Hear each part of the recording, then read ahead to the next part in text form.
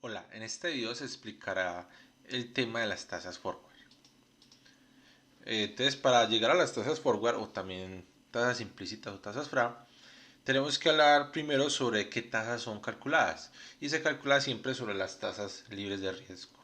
Las tasas libres de riesgo es un concepto donde inicialmente se tiene la teoría de que los TES, los bonos soberanos, los TES de los gobiernos de cada país son libres de riesgo. Cada país emite unos bonos que se llaman TES y emitidos en su propia moneda tiene el concepto teórico de que no tienen riesgo, están libres de riesgo. Entonces de ahí parte el concepto de las tasas libres de riesgo. Desde la teoría económica, los activos financieros que deberían tener el rendimiento más bajo deberían ser las tasas libres de riesgo. Ya un activo que tenga riesgo debería tener una rentabilidad más alta, cumpliendo con la relación de riesgo-rendimiento. Después ha evolucionado el concepto, se ha pasado que se ha cambiado un poco las tasas libres de riesgo en vez de utilizar TES, se ha utilizado tasas interbancarias, por ejemplo la LIBOR o LIBOR, que es negociada en 5 monedas, es una tasa interbancaria en cuanto se presta unos bancos en Londres entre ellos y es un concepto del valor del dinero al tiempo, del costo del dinero en cada moneda de acuerdo a las expectativas que tienen entre esos bancos prestarse dinero a varios plazos. Esta tasa interbancaria LIBOR tiene un plazo máximo de un año. En Colombia tenemos una tasa similar que se llama la IBR, que también es la tasa que se prestan entre unos pocos bancos acá en Colombia, en pesos colombianos, y también viene siendo como la expectativa del costo del dinero acá en Colombia. Entonces también podría utilizarse la IBR como tasa libre de riesgo. Tiene varios plazos, el plazo más grande es el de 6 meses.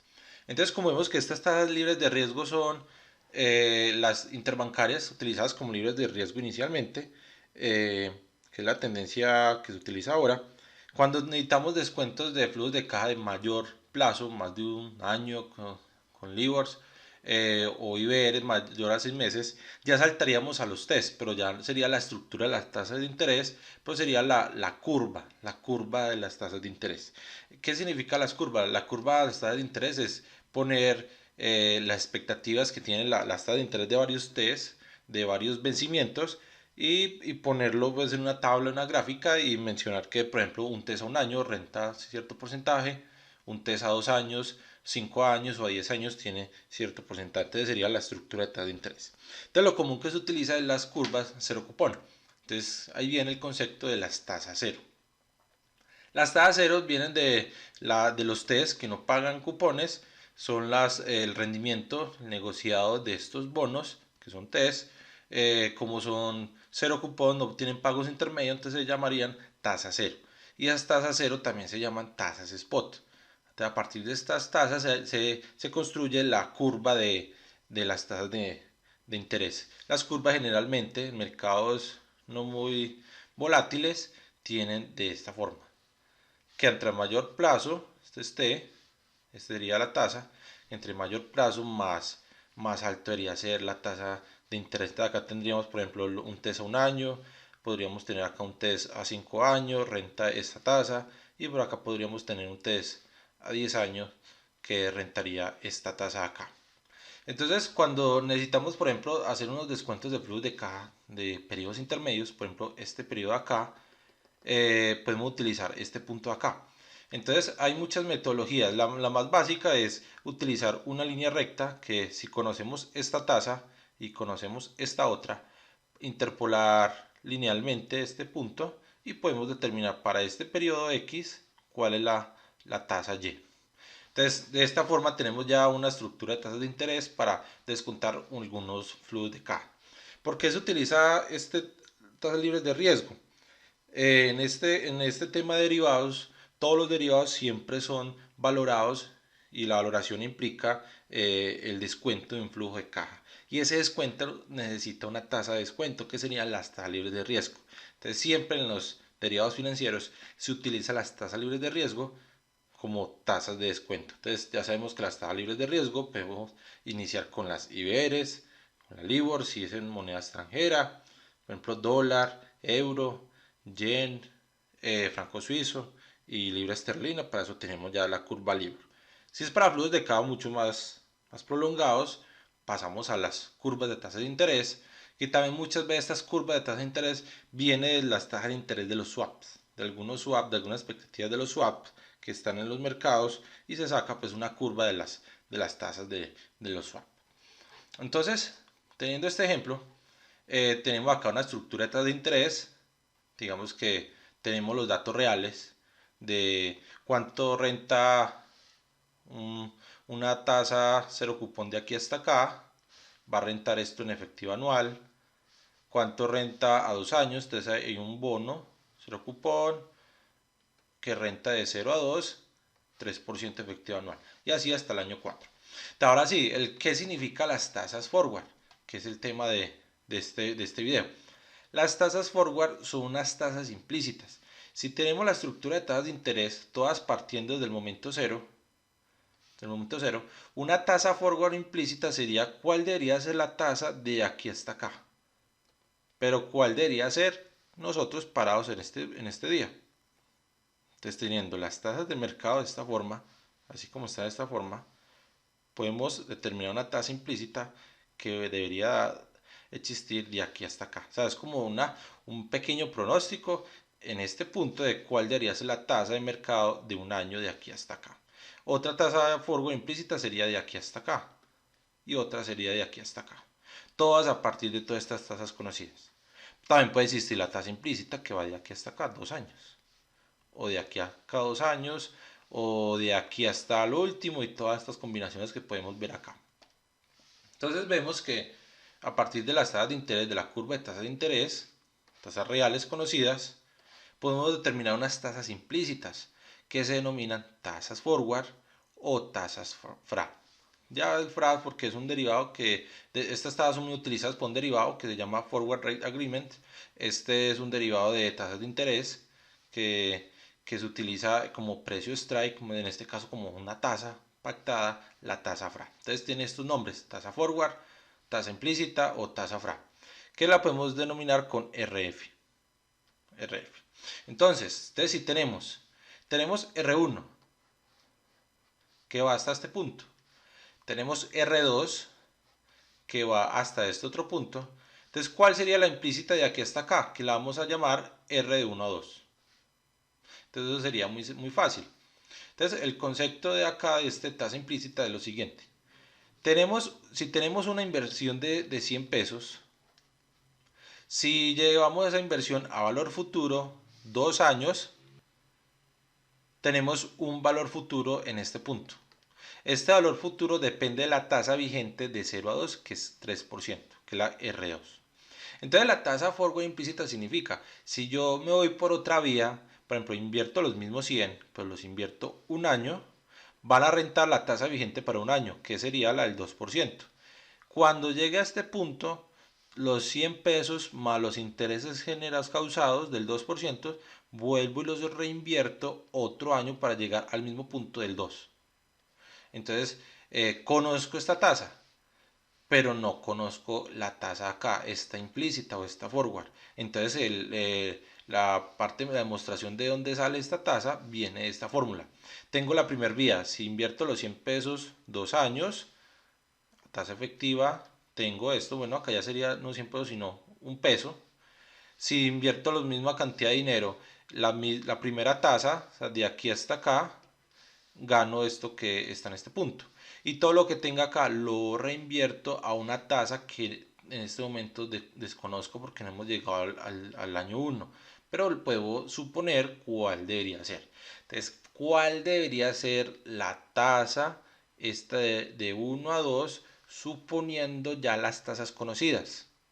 Obviamente esta tasa va a ser muy diferente, pero suponiendo el mercado tal cual como está en este momento, expresado en estas tasas, ¿cuál debería ser esa tasa implícita?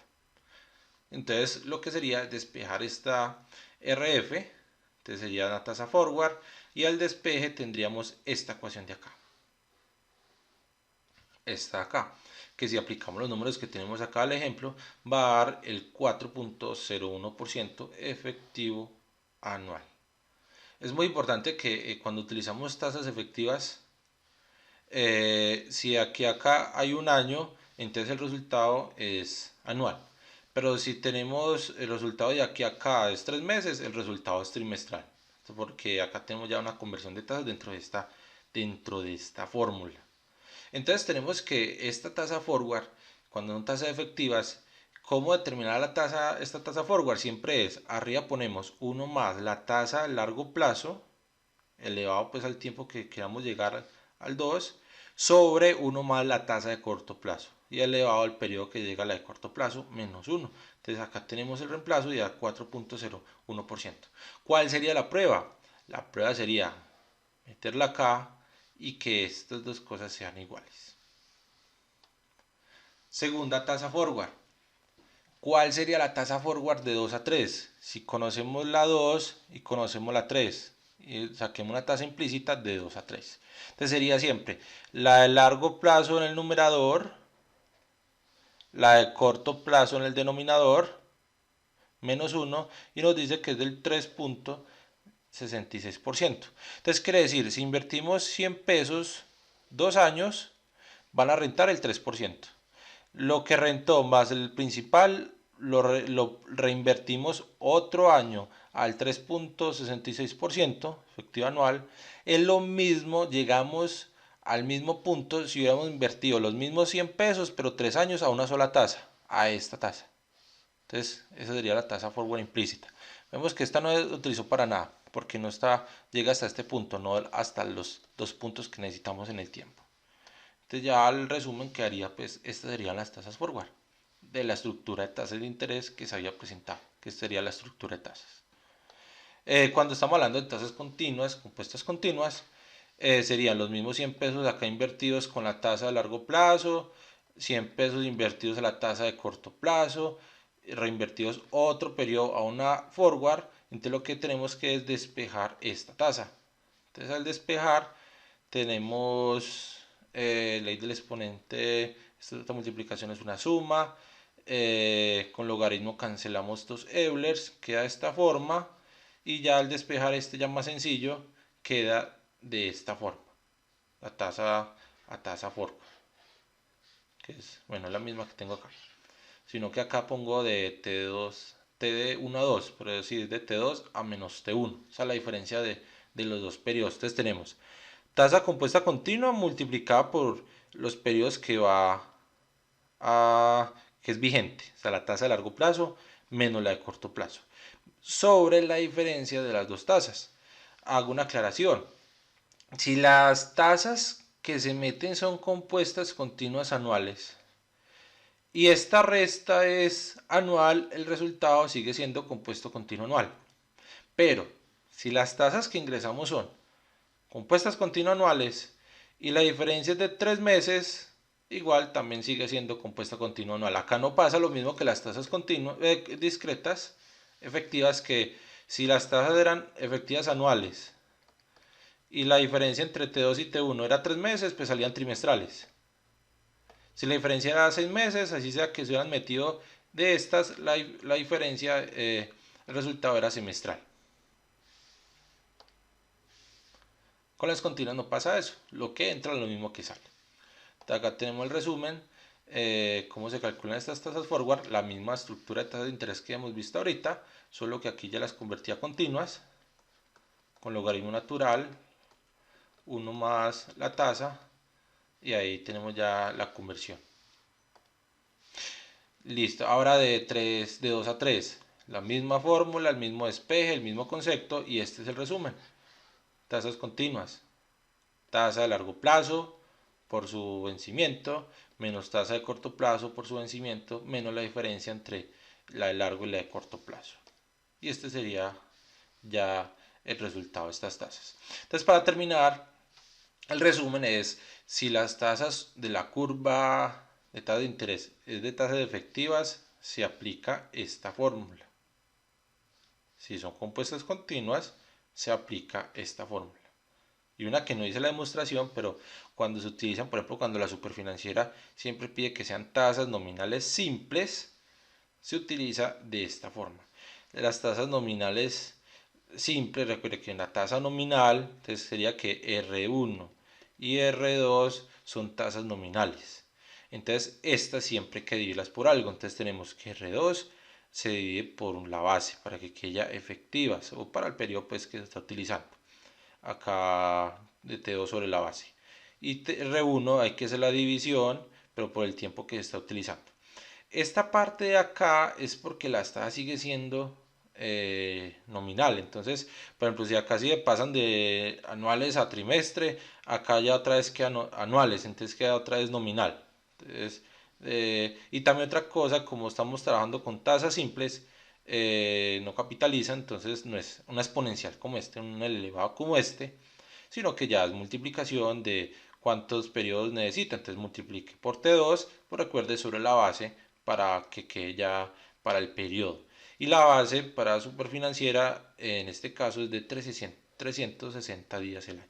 En algunos casos hay 365, por ejemplo, en unos test, pero en este la Superfinanciera, que después se va a ver la fórmula de la Superfinanciera, recomienda el modelo estándar utilizar esta fórmula, teniendo la base que las tasas son nominales simples. Y entonces el resultado de esta tasa sigue siendo nominal. Listo, entonces este es el concepto de tasas FRA, que también se llaman tasas implícitas o tasas forward, que ya se utilizarían en la valoración de los swap.